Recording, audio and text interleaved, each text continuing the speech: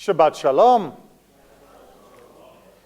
The holiday of Sukkot is almost upon us, and into our Sukkah we invite people. There is both a spiritual invitation for different members of our history to join us, and many people will also join with friends, with families, neighbors, maybe even strangers. You see, there's a principle in Judaism known as Hachnasat Orchim, as in English, hospitality. And it's kind of a dying art. It is something that is not practiced as much as it used to be. And I'd like to try and talk about why that may be, why it is such a bad idea that it is dying out, and then maybe what we can do about it. We'll see. So first of all, Hachnasat Orchim goes all the way back to the very beginning of the Torah. Abraham Avinu, Abraham was most famous for this wonderful act, would sit in his tent greeting any passerbys. You, of course, know the famous story of when the three angels came, that he did not know were angels, and yet he leapt up and did everything he could to make sure they would feel welcome. And we see other similar incidences throughout the Tanakh. And when we look for the roots of why this is the case, of why people act and behaved in such passionate ways as giving hospitality to complete strangers as well as family and friends, well, there are many things that we can point to. Obviously, first and foremost, B'Tselem Elohim, we are made in the image of God. If I see another person coming down the path, even if I don't know them, I know the most important thing about them, that they are made in the image of God. And therefore, as I respond to their presence, I am responding in no small part to the presence of God within them. And I think the presence of God deserves a little bit of hospitality. If that's not enough, that generically we were all made in the image of God, we also know that God made us all from a single source. Adam Rishon, the first human being. Male, female, all of humanity comes from this original stock. And while you may or may not believe biologically in the Garden of Eden story, I can tell you that it is incontrovertible that all of humanity is descended from common stock. That there is not a different first human for people who live in this country or a different first human for people who live in that country. That all of us, biologically down to our DNA, come from exactly the same source. And many of these different threshold markers have even been discovered through our genetic heritage. Therefore, they may be a relative. May not be a brother, may not be a sister, may not even be a cousin once removed, but to some degree, that person coming down that road, that stranger to you, is your relative. You share a common ancestor at some point, more than likely at multiple points throughout your family tree. And if you knew your own genealogy better, you would recognize that other person as being a member of your extended family and offer them your hospitality. But if those arguments were so persuasive, if they were so convincing, why don't people invite people more? Why are people cold and standoffish? When you see somebody new walking around downtown Orlando and they've got a map and they look lost and you know the town pretty well, do you walk up to them and say, "Can I help you? Do you need some advice?"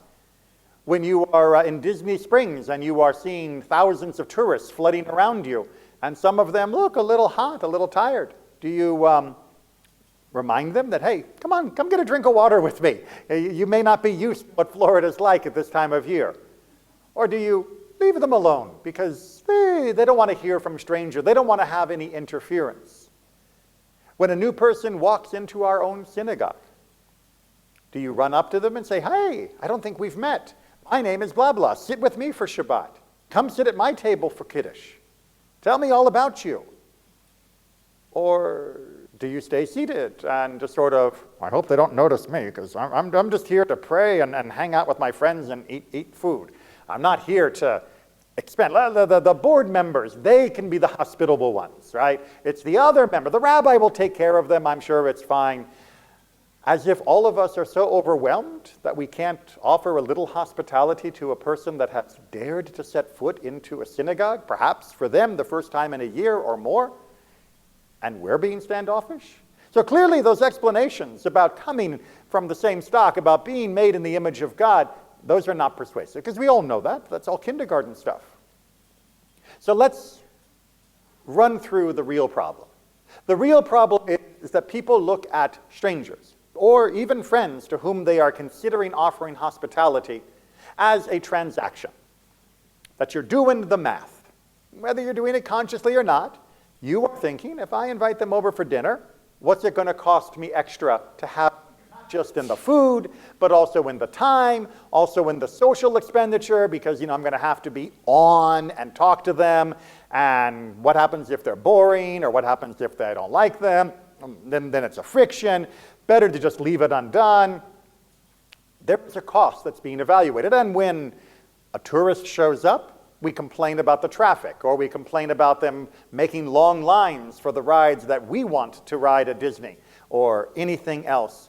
Coming from San Diego, I knew about tourist hatred. It was built into those of us that were actual San Diego natives. I'm one. But is that calculation even correct? I talked about, during the high holidays, this obsession with optimization and our inability to do it well. So let's take it from an optimization standpoint, but let's do the math correctly on this transaction. Obviously, I still think the relationship ideas that I mentioned at the beginning are the supreme ones, but if I haven't convinced you yet, and judging by people's behavior, probably not, let's do a transactional, and then we'll see whether there's any traction to be had for this hospitality thing. So let's make it very, very simple. We're going to go back in time. You live in a small village somewhere in the land of Israel. Good. Everybody situated? Good. And a stranger walks into town. Now, you've got 3 options when that stranger walks into town. Option number 1, the Sodom and Gomorrah option, or the town of Gibeah, as we talked about a few weeks ago. You attack them, you kill them, you take their stuff. Option number 2, you ignore them. Neither positive nor negative. Option number 3, you invite them over, you invite them in, you open up your house, you open up your hearts, you give them anything you possibly can to make sure that they are looked after and well taken care of. Now, on the surface, option number 3 seems like the most costly option. That it is what is going to take the most from you, and you will get the least out of. Because after all, option number 1, kill them and rob them, that's like 100% free stuff. All I've got to do is hit them with a rock, and now I got anything they're currently carrying, and I didn't have to give them anything. Perfect, right? What's the drawback of that? Apart from murder, right? We're talking about the optimization here. Well, what do we lose by doing that? By knocking someone in the head, taking all their stuff? No one can come up with a downside for this. What's that?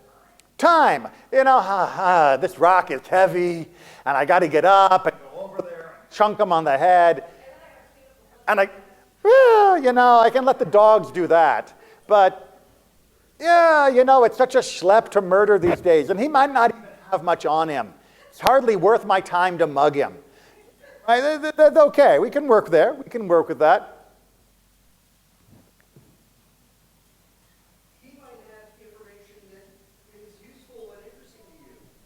He could be bringing.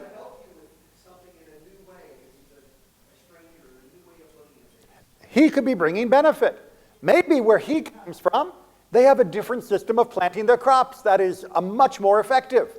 Maybe where he comes from, they have another technique for making metal.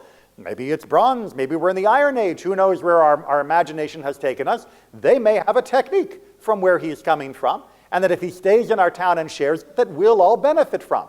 Yes? Well, dignity and respect, we all assume and then ignore. So right now we're trying to come up with selfish reasons to not murder this man. Well, if this happens repeatedly, then your town is going to get a reputation for being a place no tourist should ever go. Multiple iterations. Multiple iterations. It's a fancy word for what happens if I do this a lot? Because all of us can easily justify simple things like, oh, look, there's some tequila in front of me. I'll have a small drink of tequila. No problem, right? Multiple iterations, meaning multiple shots later, you might be in trouble. Many things may seem like a good idea when done once, but if they are done repeatedly, become the very opposite of a good idea. And murdering every stranger that happens to come through your town is definitely one of those things that you may think you have won the lottery because you smacked them in the head and took all of his stuff. But over time, you and your town are going to get a reputation. What merchant is going to want to come selling wares to your town if they know there's a high chance of being knocked in the head? What person is going to want to move to your town and help build up its population and gene pool and bring their outside wealth into your town to help develop it if they think they're going to get knocked on the head? If you earn a reputation for being inhospitable, then you are going to miss out on everything that comes from every person that would normally be coming to your town. Okay, so there is a price tag attached to being murderous and rapacious to those who are strangers to our town. All right, even if I'm being selfish, I need to not murder people. We're all following this, I hope. But option B still presents itself. I can ignore them, right? I don't have to go out of my way to be nice to them. I can just let them drift through town, and whatever they do, they do. And if they want to drop a few coins in the local hotel or in the local general store, good for our town, I guess. But that doesn't mean I need to go out of my way to be nice to them. Because what does it benefit me if I go out of my way to be nice to them only for them to drop coins in the general store, which I don't run? How do I benefit if they move in? What does that do for me that I want?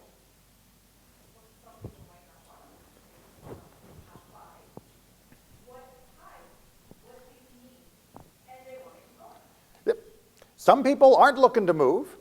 They're just looking to come by. We call them tourists nowadays, travelers in the ancient vernacular. And you don't necessarily lose anything.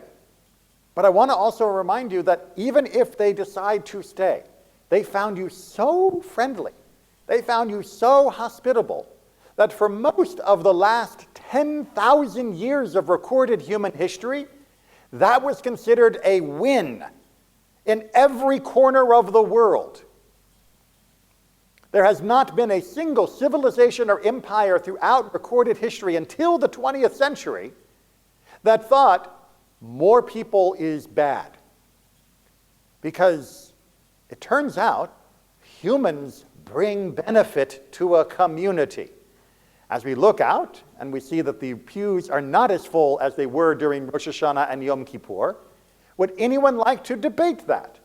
That somehow we're better off that more people decided to stay home this Shabbat than were here on Yom Kippur? That, now I got room to really stretch out on my seat. I just couldn't stand all those people singing together with me. It's much nicer for me to be able to hear the air conditioner in peace as it hums away in the background. No, we know we benefit when everybody is here, and I wish they were. No offense to those of you who came. You guys are rock stars for being here. But it would be nice if there were double, triple, quadruple the number of people in the room right now, and we would all benefit from that.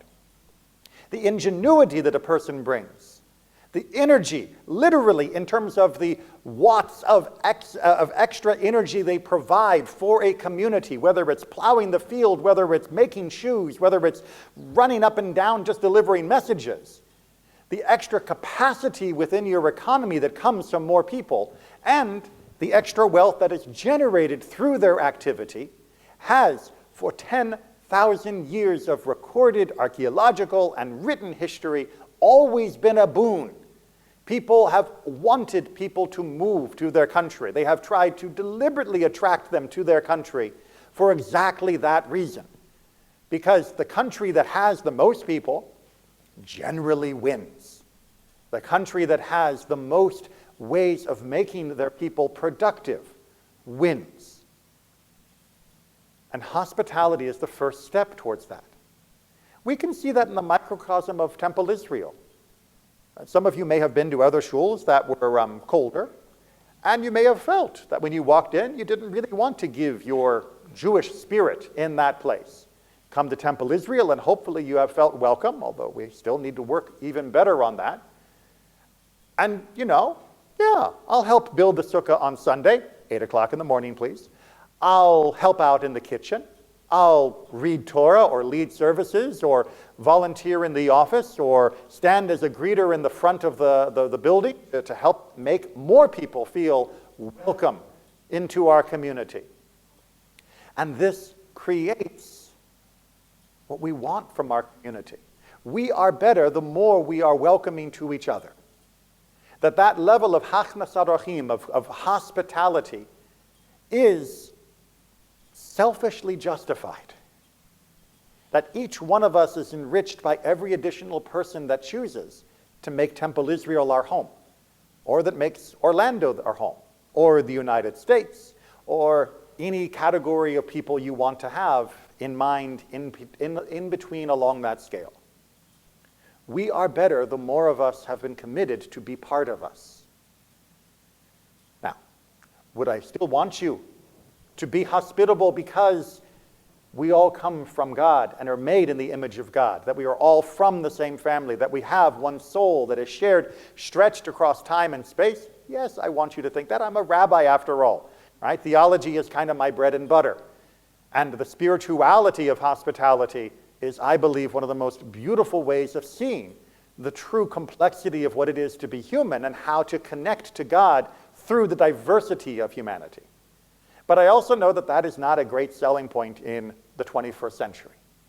That we have come to fear the stranger.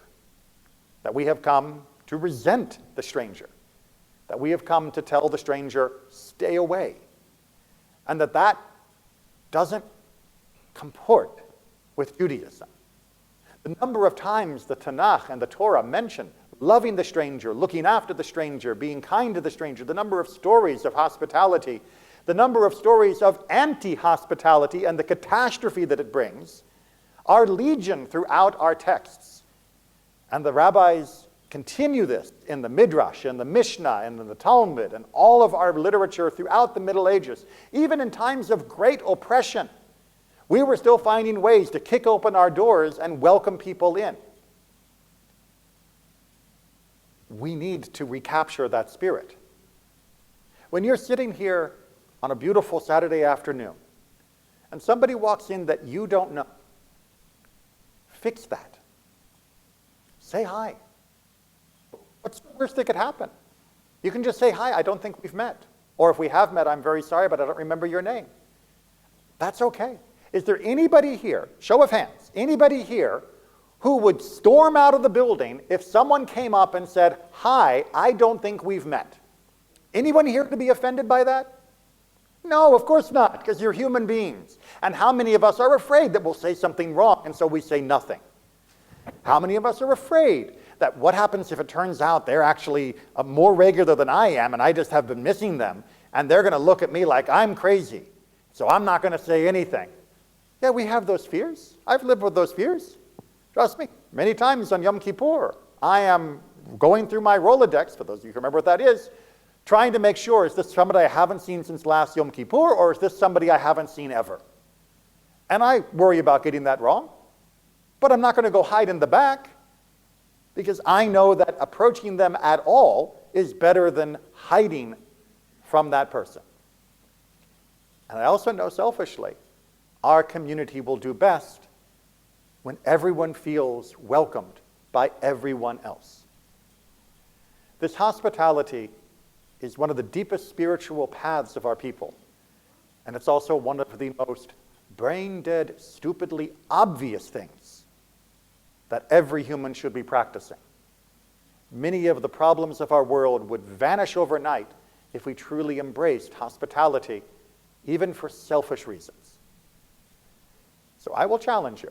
We're going to go into our Kiddush luncheon in just a little bit, wonderfully prepared by people who are trying to be hospitable for all of us, which you can also help out with some other time. sit with someone you've never sat with before. Right? Or invite them to your table. If you have your table, and that's perfectly fine, it's good to have a set place, invite them over to your table. What's the worst that can happen? They can say, oh, sorry, but actually I was going to go sit with, Frank over here. That's okay. No harm. And in fact, much benefit, because they feel invited and they've got somewhere else to be, and that's all good.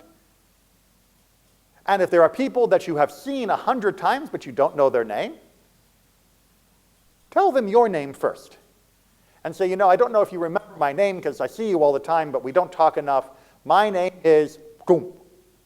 And then they'll give you their name, and then you can promptly forget it, and that's okay.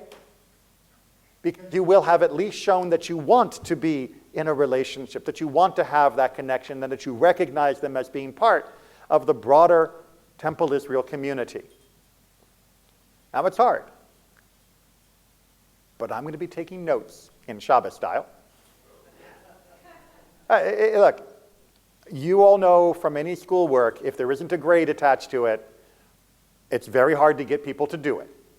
So I will be noticing when I walk around who's at the wrong table, who's sitting in a place where they're not normally sitting, and who's talking to someone that I don't normally see them talking to. Next week, you can go back to your normal arrangements. That's okay. Although I'd prefer if you would continue to try to mix it up from time to time. And most importantly, the next time someone walks in that you've never seen before, grab them. Grab them. Don't ignore them. Definitely don't hit them on the head and take their stuff. Don't let them just drift through assuming someone else will take care of them. Someone else will make them feel welcome. This is a mitzvah for you that has been placed right in front of you. How dare you let someone else grab your mitzvah? It's yours. Shabbat Shalom.